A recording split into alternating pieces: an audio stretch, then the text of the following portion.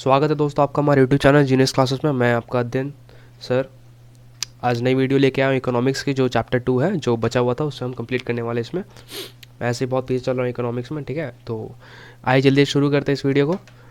Please do like subscribe and share our channel and please इस video को last तक देखिएगा ताकि आपको कंसेप्ट क्लियर हो। इकोनॉमिक्स ऐसा चीज़ है आपको जब तक कंसेप्ट क्लियर नहीं होगा मार्क्स नहीं आने वाला, ठीक है। आप कितना रटोगे, इतना बड़ा बड़ा चैप्टर है। चलिए, हमारा जो प्रीवियस टॉपिक था जो मनी वैल्यू प्राइस और वैल्यू था उसका लिंक मैं डिस्क्रिप्शन में दे दूंगा, ठीक है। आप प्लीज़ वहाँ जाके देख लेना अगर जो उस पार्ट पे जो अभी तक नहीं पहुँचे हो। इस वीडियो में हम स्टार्ट करेंगे अपना टॉपिक से वेल्थ से, ठीक है। चलिए शुरू करते हैं। वेल्थ मतलब आपको लग ही रहा होगा पैसा कौड़ी वगैरह, ठीक है। चलिए, wealth meaning in common use the term wealth means money property gold etcetera. Last में सब आता है। अगर जो कॉमन यूज़ में हम लोग क्या बोलते हैं वेल्थ को क्या कंसिडर करते हैं, मनी, प्रॉपर्टी, गोल्ड, एसेट्स जो भी है etcetera. But economics it is use to describe all the things that have value. Economics कहता है कि जो जो चीज़ की वैल्यू है हम सिर्फ उसे को ही वेल्थ के हिसाब से लेंगे, ठीक है। मतलब जो चीज़ का वैल्यू नहीं है, फिर जो चीज़ का कोई यूज़ नहीं है, हम उसे वेल्थ कंसिडर नहीं करेंगे, ठीक है। चलिए, for a commodity to be called wealth it must possess the following 4 characteristics. आइए देखते हैं 4 कैरेक्टरिस्टिक्स क्या क्या है जो कि एक किसी भी कमोडिटी को वेल्थ, अपने आप को वेल्थ साबित करने के लिए, सो कॉल्ड साबित करने के लिए उसमें 4 कैरेक्टरिस्टिक्स होने चाहिए। आइए देखते हैं क्या चाचा के 4 कैरेक्टरिस्टिक्स हैं, ठीक है। हमारा पहला आता है यूटिलिटी। यूटिलिटी का भी वीडियो मैं बना चुका हूँ, अब प्लीज़ देख लेना उसे। यूटिलिटी क्या होता है, want satisfying power of a commodity. चलिए यहाँ देखते क्या हुआ है। Utility wealth must have power to satisfy human wants. Any commodity which has no utility can not be termed as wealth. Sorry, देखिए यूटिलिटी किसी भी कमोडिटी को अपने आप को वेल्थ घोषित करने के लिए बेसिक जो चीज़, जो पहला चीज़ होता है यूटिलिटी।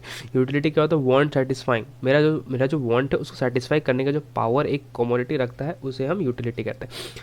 तो ये कहना चाहता है कि अगर आपका जो कमोडिटी है अगर आपका वांट को सेटिस्फाई नहीं कर रहा या फिर आपका डिज़ायर को सेटिस्फाई नहीं कर रहा तो फिर किस काम का, that means it has no value for you, okay.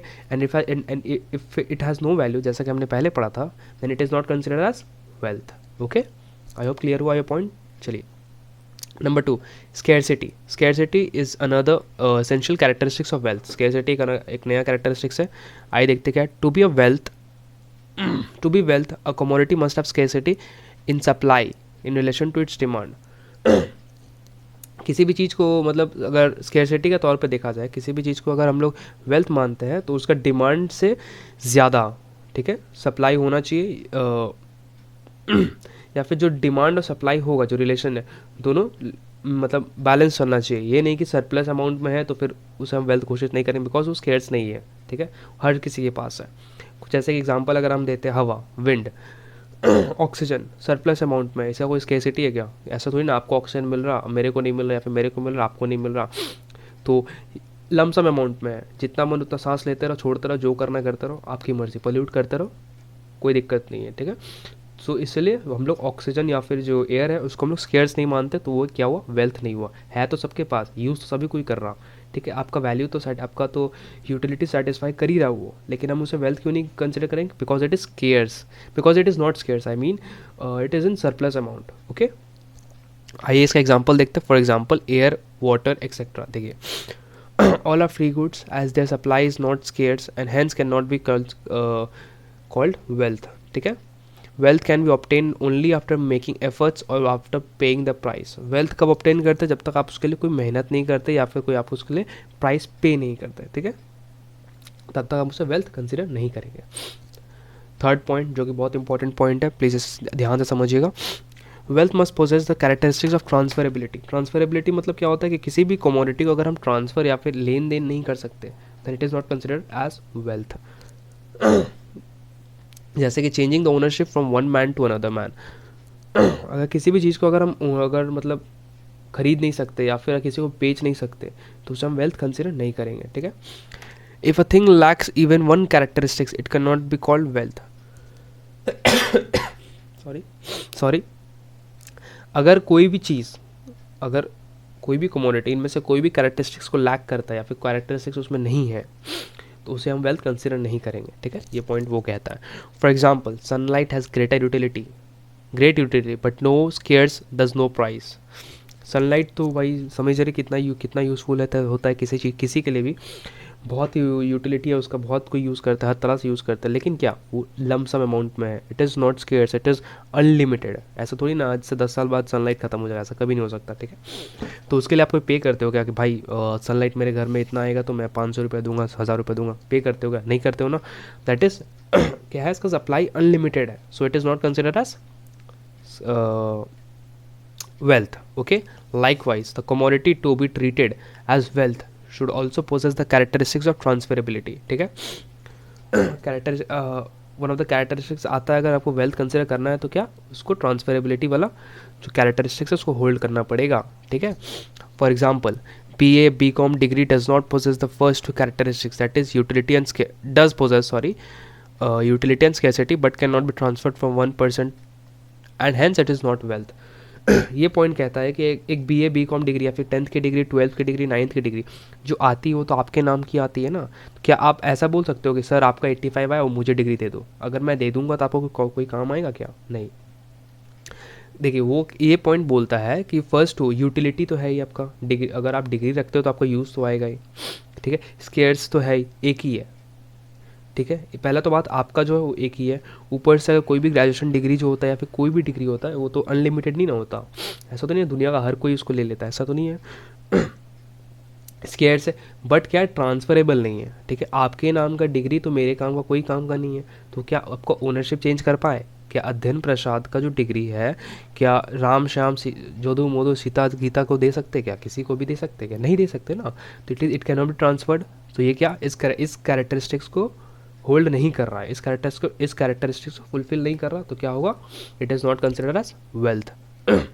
Same और भी एग्जाम्पल्स दिए हुए हैं। The ability of a teacher और doctor are not wealth. Ability of a teacher, जो देखो टीचर का जो एबिलिटी होता है, जो मतलब पढ़ाने का जो एबिलिटी होता है वो तो उसी के अंदर है, ठीक है। वो अपना तरीका तो मुझे नहीं दे सकता या मैं अपना तरीका तो आपको नहीं दे सकता ना, तो ट्रांसफ़र नहीं कर सका, तो क्या हुआ? It is not considered as wealth. Okay, their abilities have utility scarcity but are not transferable, जैसा कि मैंने कहा था, so they can not be treated as wealth. Okay, therefore wealth should be capable of being possessed और owned by the people. Wealth किस capable होना चाहिए? Poses करने का या फिर खुद के पास ओन खरीद के रखने का जो पावर होना चाहिए, तभी वो वेल्थ होगा, ठीक है।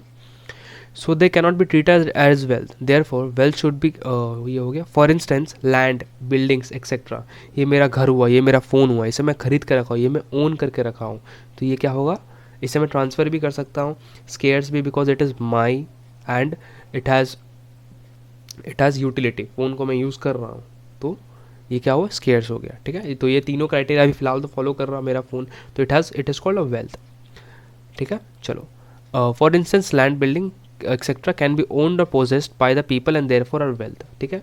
पोजेस या ओन कर सकते हैं आप किसी भी लैंड, बिल्डिंग, फ़ोन, कार, बस एक्सेट्रा जो भी है, तो वो क्या हो गया? वेल्थ क्वेश्चन, वेल्थ माना जाएगा उससे, ठीक है। और कुछ एग्जांपल्स दिए हुए, कॉपीराइट और patent rights are also wealth. Copyright या फिर जो पेटेंट राइट्स है वो भी वेल्थ कंसिडर किए जा सकते हैं। कॉपीराइट क्या होता है? Means the right to publish a book etcetera legally. अगर आपने बुक लिखा तो आप उस पर एक मार्क लगा दो कि भाई ये मेरा है, तो इसे आप कोई भी और कॉपी नहीं कर सकता, ठीक है। जब तक कि वो मेरी परमिशन ना ले या फिर जो लीगल जो प्रोसेस उसे कंप्लीट ना करे, उसे कोई पब्लिश या फिर कोई यूज़ नहीं कर सकता इकोनॉमिकली, ठीक है। अब लेके खरीद तो सकते हैं, बेच सकते हैं, जो कर सकते हैं, बट कोई पब्लिश वगैरह ये सब नहीं कर सकता, ठीक है। Since copyright can be dispose to any other person, it is wealth. अगर मेरा लिखा हुआ एक बुक है, ठीक है, और अगर मैंने बोला भाई मुझे 1 लाख रुपए दे दो, मैं मेरा लिखा हुआ बुक मैं आपको दे दूंगा, ठीक है, आप उसे पब्लिश करो, जो करना करो, तो क्या वो कॉपीराइट मैंने आपको दे दिया, तो क्या हुआ? ट्रांसफ़र हो गया। ट्रांसफ़र हो गया, इसका मतलब क्या हुआ? It is consider as wealth. Okay, ठीक है। चलो, patent patent means the right to produce और sell a commodity under a brand name by a particular person. Patent क्या होता है? किसी भी ब्रांड का नाम लेके मैं कुछ बेच रहा हूँ। और मान लो अगर मेरा घर में जगह है तो भाई मैं क्या करता हूँ, कैफ़े कॉफ़ी डे खोल दिया। कैफ़े कॉफ़ी डे तो मेरा नहीं है, ठीक है, लेकिन मैंने पेटेंट लिया कि भाई मैं आपका नाम लेके मैं बेच रहा हूँ, ठीक है, समझे। तो यहाँ पे पेटेंट हो गया। Since he can sell this right, so it is wealth for him, ठीक है। चलो, यहाँ कुछ कैरेक्टरिस्टिक्स है। Wealth refers to all things that have money value. जब तक उसका कोई मनी वैल्यू नहीं रहेगा वो वेल्थ नहीं हुआ। Wealth has power to satisfy human want. अगर वांट अगर सेटिस्फाई ही नहीं कर पाया तो वेल्थ किस काम का, तो it is not wealth. It promotes welfare, किसी तरह वेलफेयर प्रमोट करता है। Wealth is transferable from one person to another, जैसे कि मैंने बोला आप ट्रांसफ़र कर सकते हो वेल्थ को वन पर्सन से another. Wealth has its external shape. भाई अगर शेप रहेगा नहीं तो फिर हाथ में मेरा कुछ है ले लो, क्या है, शेप साइज होना चाहिए ना भाई। तो ये पॉइंट है, ठीक है। नंबर 4 पॉइंट क्या, एक्सटर्नलिटी, ठीक है। ये देखते हैं क्या है। To be wealth a commodity must have externality, that is it must have an external shape और स्ट्रक्चर। वेल्थ अपने आप को कंसिडर करने के लिए क्या होगा, उस कमोडिटी को एक शेप या फिर एक स्ट्रक्चर जरूर उसमें होल्ड करना पड़ेगा, ठीक है। Those things which are external to man and can only be transferred. जब तक ये मेरा फ़ोन है, अगर इसका कोई एक्सटर्नल शेप साइज़ नहीं रहेगा तो क्या मैं इसे किसी को दे सकता हूँ, क्या नहीं दे सकता ना। मतलब अगर नहीं रहेगा तो मैं नहीं दे सकता ना। अभी है तो मैं आपको दे सकता हूँ, ये लो भाई मेरा फ़ोन रख लो, तो ट्रांसफ़र हो गया। बट अगर कोई एक्सटर्नल शेप साइज़ नहीं रहेगा तो आप क्या दोगे हवा में, ये लो भाई मेरा फ़ोन हाथ में है ले लो, ऐसा तो नहीं होता ना। तो ले नहीं पाएगा, तो जब ले नहीं पाएगा तो ट्रांसफ़र नहीं हुआ, ट्रांसफ़र नहीं हुआ तो क्या वो वेल्थ कंसिडर नहीं होगा, ठीक है। चलो, thus only external position of a man can be termed as wealth, but an internal quality like intelligence and patriotism does not externally and thus can not be termed as wealth. आपके अंदर जो आपका जो patriotism या फिर intelligent या फिर जो माइंड थिंकिंग है, आपका जो क्वालिटी, आप किसी को तो ट्रांसफ़र नहीं कर सकते ना। आप उसको पढ़ा सकते हो भाई, मुझे इकोनॉमिक्स आता है मैं आपको पढ़ा रहा हूँ, बट मुझे जितना आता है मैं उतना तो आपको नहीं ना पढ़ा सकता। या फिर मैं अपना ढक्कन खोला, भाई ये रहा पैकेट है बांध के, ये अपने ढक्कन में डाल लो, ऐसा तो नहीं हो सकता ना। तो it can not be transferred ना। इंटेलिजेंस, पेट्रियोटिज्म एक्सेट्रा, फीलिंग्स वगैरह ये सब ट्रांसफर नहीं कर सकते। So this can not be considered as wealth, okay. आई आपको समझ आ रहा हो। Thus both material and non-material things can be termed as wealth in economics if they possess all the 4 characteristics of wealth mentioned above। देखो किसी भी material और non material चीज़ को हम लोग वेल्थ कंसिडर कर सकते हैं अगर ये चारों कैरेक्टरिस्टिक्स वो होल्ड करता हो। तो किसी एक भी, अगर कोई एक भी मिसिंग है तो वो वेल्थ कंसिडर नहीं होगा, ठीक है। चलो, that is utility, scarcity, transferability and externality, ठीक है। ये चारों कैरेक्टरिस्टिक्स को होना ही होगा वेल्थ कंसिडर करने के लिए। हमारा नेक्स्ट आता है फॉर्म्स ऑफ वेल्थ। वेल्थ के कुछ फॉर्म्स होते हैं, आइए देखते क्या है। इंडिविजुअल वेल्थ आपको समझ आ रहा होगा। इंडिविजुअल मतलब own by a single user, मतलब जैसे कि मैं, ठीक है, या फिर आप sorry. Wealth owned by an individual is called private, और individual wealth such as a car, house etcetera, ठीक है। इंडिविजुअल वेल्थ क्या होगा, wealth owned by an individual और प्राइवेट, कार, हाउस, बस जो भी हुआ, जो कि ओन बाय एन इंडिविजुअल, एक आदमी से जो ओन करता हो, ठीक है। एन इंडिविजुअल में hold wealth in following forms, क्या, कैश इन हैंड और एट बैंक्स। कैश या फिर जो बैंक में पैसा होता है वो तो मेरा है ना भाई, इंडिविजुअल का है, तो वो क्या हुआ, इंडिविजुअल वेल्थ हो गया, ठीक है। सेकंड में होता है financial assets such as bonds, shares of companies. देखो बॉन्ड होता है एंड शेयर्स होता है, मतलब शेयर्स आप समझोगे नहीं एक्चुअली क्या होता है। शेयर्स होता है ना, मीन्स कुछ परसेंटेज ऑफ द कंपनी में खरीदता हूँ, तो कैसे खरीदता हूँ, जाके जिस खुश नहीं जाता उसका कुछ शेयर्स निकलते हैं, ठीक है, तो उससे हम खरीदते हैं। शेयर्स अगर मैं खरीदता हूँ तो शेयर्स तो मेरा है, शेयर्स तो मेरा हुआ, शेयर्स क्या हुआ, मेरा हुआ, तो इंडिविजुअल हो गया, इस कैटेगरी में आ गया। Real assets such as house, farms etcetera, cars etcetera. भाई ये फ़ोन का एग्जांपल फिर से ले लो, फ़ोन तो मेरा है, इंडिविजुअल का है, तो इंडिविजुअल वेल्थ में इसे कंसिडर करेंगे हम, ठीक है। Thus a person's wealth is defined as stock of all transferable goods owned by any person, ठीक है। चलो हमारा सेकंड पॉइंट आता है social wealth. Goods owned by the society are called social wealth such as school, roads, railway tracks, mines, forest etcetera. Social in the sense जो government या फिर जो पब्लिक यूज़ के लिए जो भी वेल्थ होता है उसे हम सोशल वेल्थ कहते हैं। कुछ एग्जांपल्स दिए हुए, road, railway tracks, mines, forest etcetera, ठीक है। नेशनल वेल्थ क्या होता है, is a stock of all tangible real assets that contribute in the production of goods and services. Tangible wealth consist of 2 categories. Tangible मतलब जिसको हम touch कर सकते हैं, ठीक है। रिप्रोड्यूसिबल गुड्स, रिप्रोड्यूसिबल एसेट्स, ठीक है। Reproducible assets are man made and therefore can be reproduce. Reproduce ऐसा नाम से आपको समझ आ रहा है कि कोई भी चीज़ मैन मेड जिसको हम बार में फिर रिप्रोड्यूस कर सकते हैं, ठीक है। These assets consist of fixed assets such as machinery, equipments, resident and non-residential buildings, stock of non-durable goods, both consumer goods and capital goods. यहाँ पे कुछ एग्जांपल दिए, जैसे कि हम मैन मेड चीज़ है जिसको हम रिप्रोड्यूस कर सकते हैं, क्या मशीन अगर टूट गया तो फिर बना सकते हैं कि नहीं बना सकते, बिल्डिंग जो कि रेसिडेंटल है या फिर नॉन रेसिडेंटल है, कोई भी बिल्डिंग नॉन रेसिडेंटल मतलब वहाँ आदमी रहते नहीं बट किसी काम के लिए यूज़ होता है, जैसे कोई ऑफिस, ठीक है, तो नॉन रेसिडेंटल है, तो ये सब बिल्डिंग को हम फिर बना सकते हैं कि नहीं बना सकते, फिर रिप्रोड्यूस कर सकते हैं कि नहीं कर सकते हैं, ठीक है। तो ये रहे कुछ एग्जांपल रिप्रोड्यूसिबल गुड्स एसेट्स के, ठीक है। अब आता है non reproducible assets. Non reproducible assets include natural resources such as land, mines, mineral wealth, forest etcetera. They are regarded as gift of nature. जिस दिन माइन खत्म, जिस दिन कोल खत्म हो जाए क्या आप रिप्रोड्यूस कर सकते हो? नहीं कर सकते। जिस दिन पेड़ खत्म हो जाए क्या आप रिप्रोड्यूस कर सकते हो? नहीं कर सकते हो। लैंड खत्म हो जाए तो क्या लैंड आप रिप्रोड्यूस कर सकते हो? नहीं कर सकते हो। तो ये सब क्या हुआ? नॉन रिप्रोड्यूसिबल एसेट्स हो गए हमारे, ठीक है, regarded as gift of nature. Thus the natural wealth of a country is the sum of all public property in the country, ठीक है। नेशनल वेल्थ जो कंट्री का हुआ सब मिला के वो किसका हुआ? पब्लिक का हुआ, ठीक है। जितना भी कंट्री का जो भी गुड्स हुआ या फिर वेल्थ हुआ वो किसका होता है? एक्चुअली वो मेरा और आपका ही ना होता है, पब्लिक का होता है, ठीक है। This also takes into account that part of the total personal wealth of the country which is not a liability for the government. For example, if a citizen of a country holds a government bond, it is personal wealth.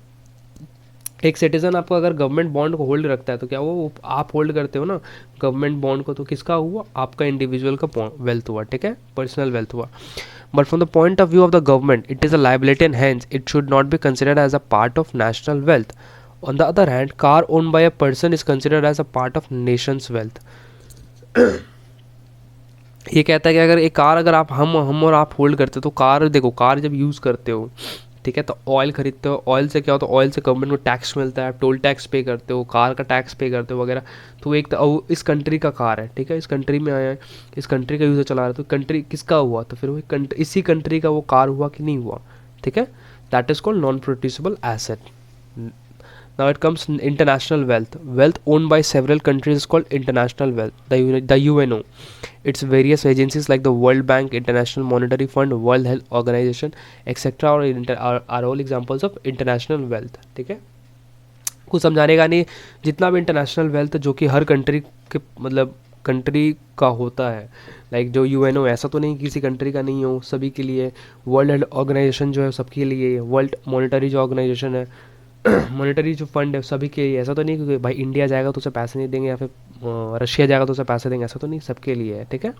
So it is considered as national wealth, international wealth I mean, sorry. देखिए यहाँ पे कुछ आपको एक test types दिया हुआ है कि are the following included in wealth. आप देख लेना, आप समझ जाओगे, ठीक है. चलो, remember personal qualities such as beauty, good characteristics, spiritual quality etc. cannot be treated as wealth as these qualities are not transferable. Basic सा लाइन है कि भाई आपका पर्सनल क्वालिटी जो है, आपका जो ब्यूटी होता है या फिर जो टैलेंट होता है वो नॉन ट्रांसफरेबल है. नॉन ट्रांसफरेबल है मतलब एक कैरेक्टरिस्टिक्स को फॉलो नहीं कर रहा है, इसका मतलब that can not be considered as wealth. Okay, I hope you are understanding. तो हमारे यहाँ पे वेल्थ जो टॉपिक है ख़त्म होता है, ठीक है. Let me have some water, just a second.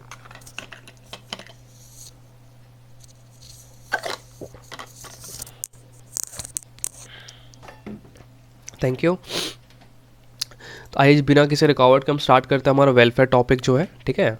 Welfare means क्या होता है? वेलबींग ऑफ अ पर्सन और सोसाइटी. वेलफेयर मतलब समझ ही रहे, बेसिक सा चीज़ है जो कि वेलबींग ऑफ अ पर्सन या फिर सोसाइटी का होता है, ठीक है. Human welfare is classified as economic welfare और नॉन इकोनॉमिक वेलफेयर, ठीक है. दो वेलफेयर में, दो कैटेगरी में क्लासीफाई किया जाता है, इकोनॉमिक वेलफेयर और नॉन इकोनॉमिक वेलफेयर.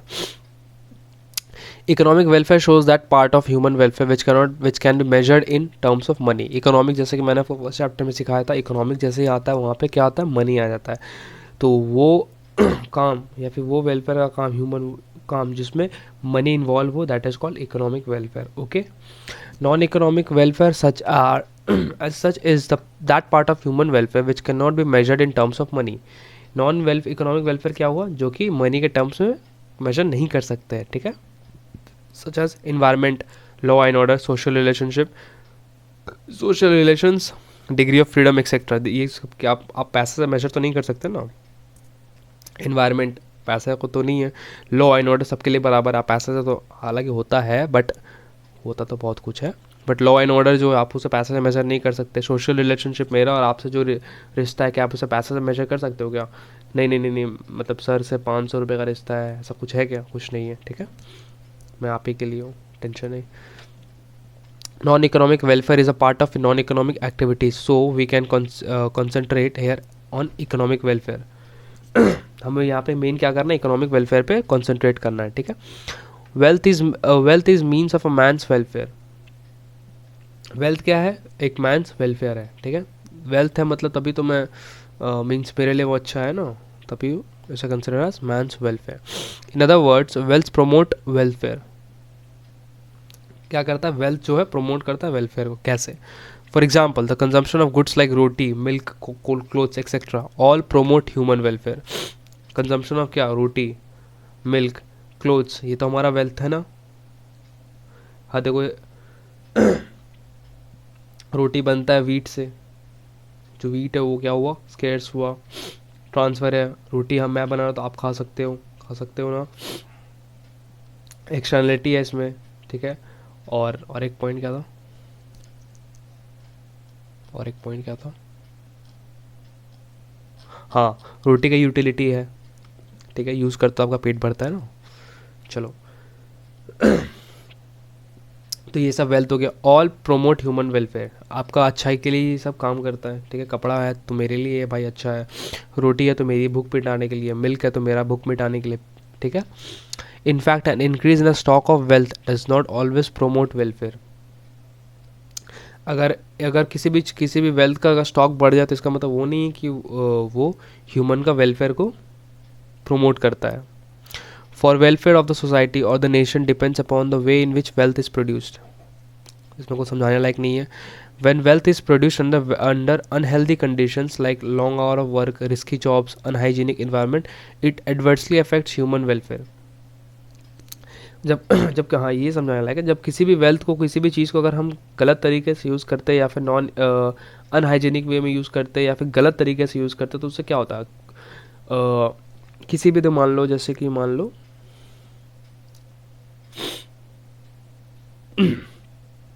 मैं किचन में काम कर रहा हूँ, ठीक है। मान लो मैं किचन में काम कर रहा, तो मैं क्या कर रहा हूँ, मैं बहुत दिन भर लगा हुआ हूँ वहाँ पे, बिना किसी रेस्ट के, सफाई वफाई कर रहा नहीं हूँ, ठीक है। जैसे तैसे काम कर रहा हूँ, तो देखो मैं काम, और क्वालिटी भी ख़राब हो गया, मैं खुद को भी हानि पहुँचा रहा हूँ बिना रेस्ट लिए काम करते करते, ठीक है। और क्या पॉइंट बोला था उसमें? क्या कर रहा, कुछ तो कर रहा ना मैं। अनहाइजीनिक है तो it is not good for my health ना। तो ये क्या होता है, देखो ये मेरे वेलफेयर के, जो मेरा वेल्थ है, that is the kitchen, is not actually good for me ना एट दैट मोमेंट, बिकॉज मेरे लिए कुछ अच्छा नहीं है वहाँ पे, ठीक है। It is not a welfare deed कि मैं अपने आप को तकलीफ दे रहा हूँ, मैं दिन भर काम कर रहा हूँ बिना रेस्ट के अनहाइजीनिक वे में, तो मैं खुद को तकलीफ दे रहा हूँ, मैं खुद को नुकसान पहुँचा रहा ना। तो क्या हुआ? It is not considered as human welfare, ठीक है। This is what happens in England in phases of industrial revolution. पता नहीं हुआ होगा। Further, welfare of the society और the nation also depends upon the distribution of wealth among the people. Depend करता है किसी भी नेशन का क्या वेलफेयर की जो उसका नेशन का जो वेल्थ है किस तरह से डिस्ट्रीब्यूटेड है उसका पब्लिक में। Just a second please.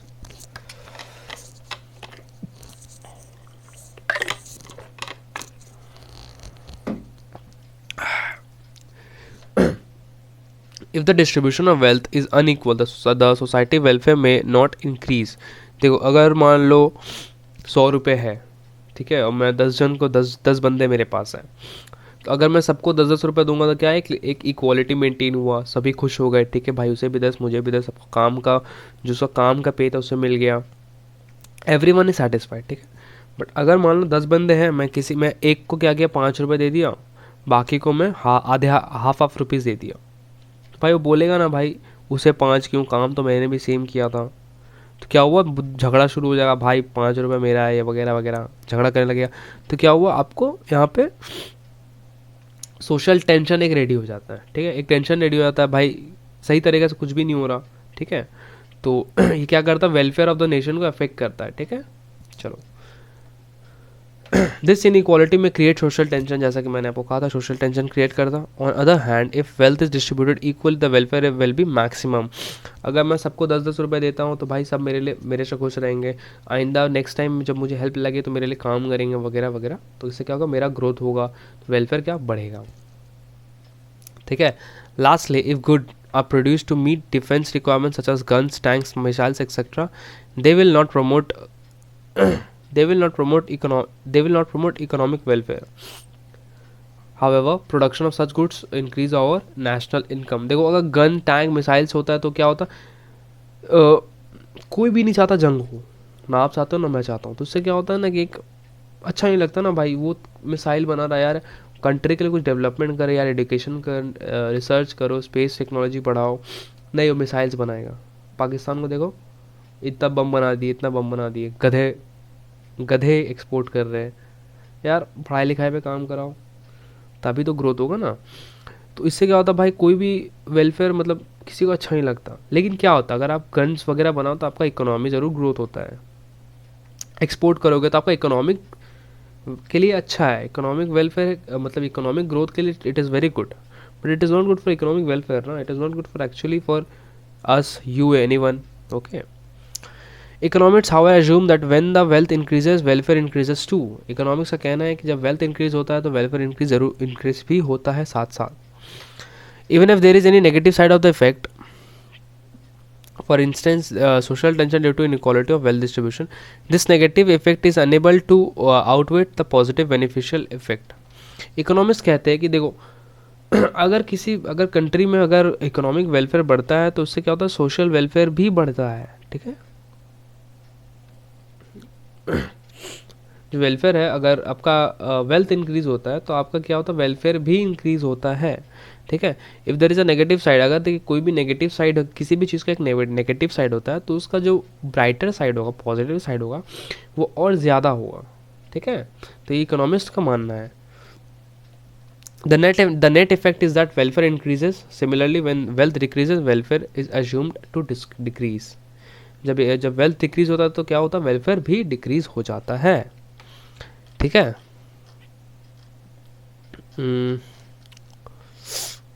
तो ये इस दोनों टॉपिक को हम इस वीडियो में इस दोनों टॉपिक को रहने देते हैं, ठीक है। हमारी नेक्स्ट जो वीडियो आने वाली है उसमें मैं कैपिटल और मनी को कैपिटल मनी या फिर उसके नेक्स्ट टॉपिक को कवर करूँगा, ठीक है। ज़्यादा लंबा करने से मज़ा नहीं आता पढ़ने में, तो इस वीडियो को यहीं तक रखते हैं, ठीक है। I hope you like the video. Please do like, share and subscribe our channel. Please join our Telegram group, Telegram family, Genius Family. For any personal doubts, the link is given in the description. Okay, and all the best for your exams. Love you. All the best. God bless you.